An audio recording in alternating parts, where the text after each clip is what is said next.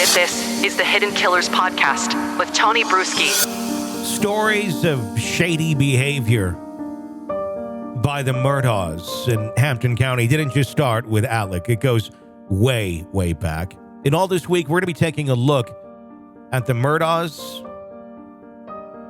and their near century of influence of the residents of Hampton County, South Carolina.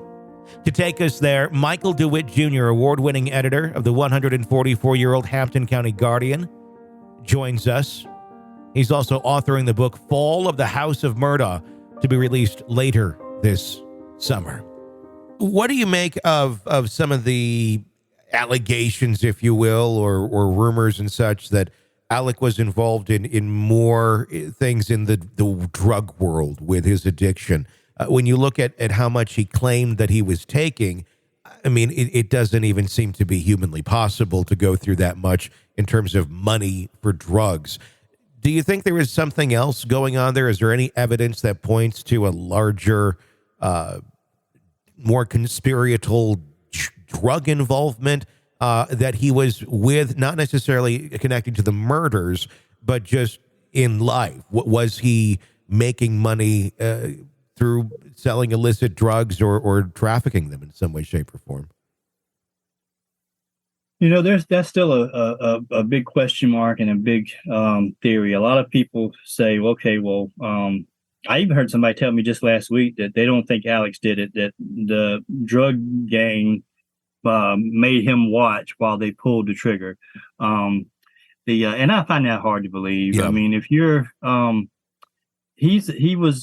he was a money, a meal ticket for them. He was a money man. I think that they had a lot more to gain by keeping him around and keeping him on the hook. But I think there's more to this drugs. It's obviously a lie. He wasn't taking 50 grand worth of pills a week. I think the drugs were a means of making money for him and a means of laundering money.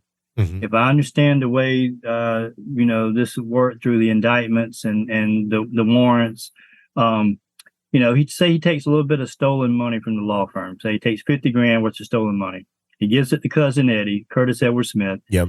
And he says, all right, let's buy some drugs and let's turn this into $100 grand or $250,000. Mm-hmm. So I think he was buying for himself, obviously. And I've heard rumors that he was hooking up his friends and buddies with drugs whenever they needed some.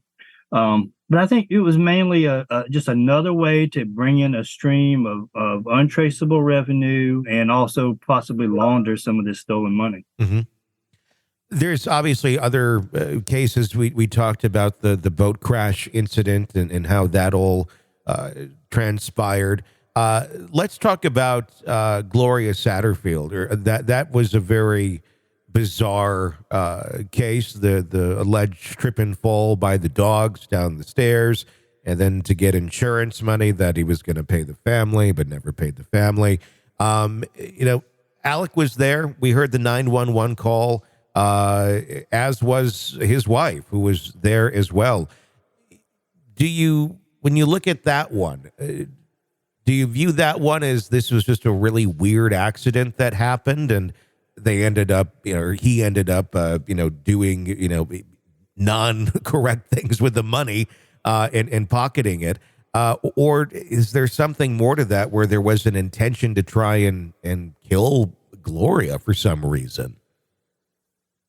One thing you have to keep in mind, once a story like this, a crime saga like this becomes public, conspiracy theories abound. Sure. It's easy to believe the wildest and the worst, Mm-hmm. The family and the attorneys of Gloria's family and her attorneys, even they don't think this was foul play. Yeah. This was an accident.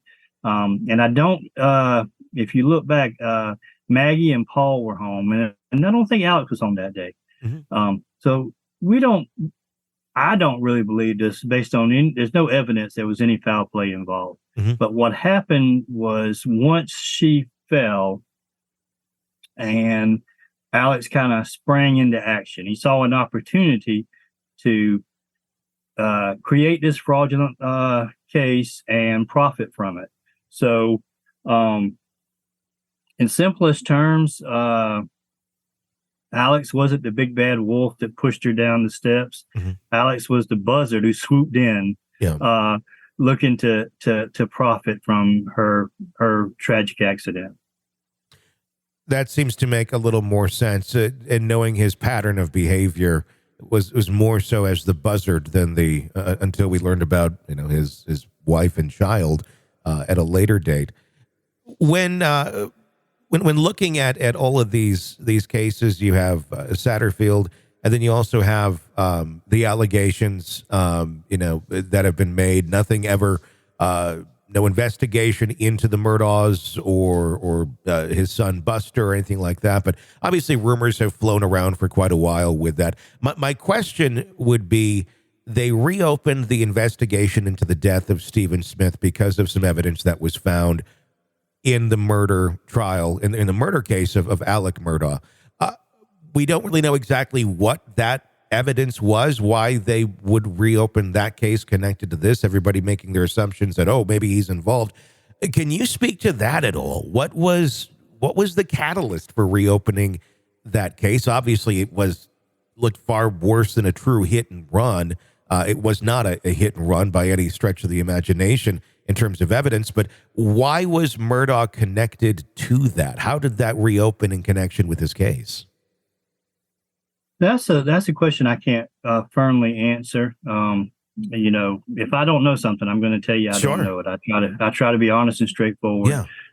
I've heard, SLED's statement back in June of 2021. It kind of read one way, but then a more recent statement kind of read a different way. And at first we were hearing that they found something, some piece of evidence back then, maybe something on a cell phone or even the gossips were saying, they found a baseball bat. Yeah. Well, now it appears that maybe they didn't find any piece of evidence. Maybe they were responding, in light of looking at this whole story. They were hearing the same rumors about Stephen Smith and the same stories that the media and the public were. And so they decided to open up this case. I think that might be more accurate than them finding any smoking gun or bloody baseball bat. But I don't know for sure. And one thing I do know is I've talked to some of the investigators that are now working this case, and it may not be. I think once again it goes to this conspiracy theory that everything isn't necessarily always the worst case scenario. Based on the evidence, I think the investigators are now thinking that this was a hit and run. There was no bloody baseball bat, but the question remains: is who did it, and who was with them that night, and is there a Murdaugh connection or not? And I think these questions, one of the interviews I did recently, one of the investigators told me, I think we're going to have some answers by Labor Day of this year. So we'll see. I don't know how it could be a hit and run, because none of the evidence points to it being a hit and run. The way that the body was positioned, the damage to the body, the shoes, Stephen did not have the markings of a hit and run. Well, and that's what we were hearing for a long time. But after talking to some of the private people that have been hired by Bland Richter and different people very close to the case, they're saying that they're kind of leaning toward the fact that that an item like a mirror on a truck could very well have done that. They think that they don't think he was killed anywhere else and dumped in the road. They think he was killed in the road, and they think it was not like a standard hit and run where a vehicle hits you and knocks you out of your shoes. They think it was something swiped him, like a mirror or a part of a vehicle that would, do significant impact to the brain and the neck, but not necessarily, knock you out of your shoes or throw your whole body. So interesting. And that's just all this is unconfirmed. This is, these anonymous sources that reporters sometimes try to encourage, but I can't print anonymous sources. So I'm just kind of sitting and waiting until we get some definite answers. Mm-hmm. Let me ask you this in closing. Are we going to hear more? Do you feel like there are more stories here in the tragic story of the Murdaugh name and the family? Is there anyone else? Is there any other thing that is going to end up coming to light because of all the attention that was put onto Alec and that family of unscrupulous deeds within that family and into the community? Is there more to be uncovered, I guess, is the question. Anything's possible. I think we know the most of it. I mean, some of the best investigative journalists and historians, around the country have been digging into this family. I'm not going to say they don't have many more skeletons left, but there can't be much left in that skeleton closet. Now, I think that what we may see in the future is we may see some more of the drug connection. There are more drug arrests against Alex or maybe other people in his drug ring. We may find some earlier, like we talked about earlier, there may be some other cases of stolen money that just haven't been uncovered yet, that it's so old that maybe they got away with it for a while. We may see some other people, maybe some people, and this is just pure speculation, but there may be somebody at that law firm or somebody at that bank that knows more than they are letting on. And but all these questions, like Stephen Smith cases, only time and letting law enforcement do their job, time will tell.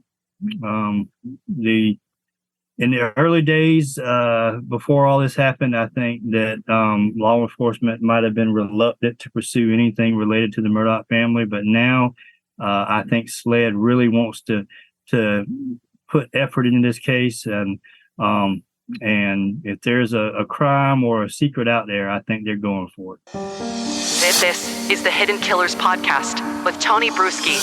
There is much more to come with Michael DeWitt as we continue to discuss the long era and footprints of control that the Murdaughs had in Hampton County for nearly a century.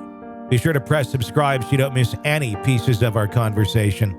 New pieces coming out all this week, Monday through Friday, right here on the podcast. I'm Tony Bruschi. Stay with us.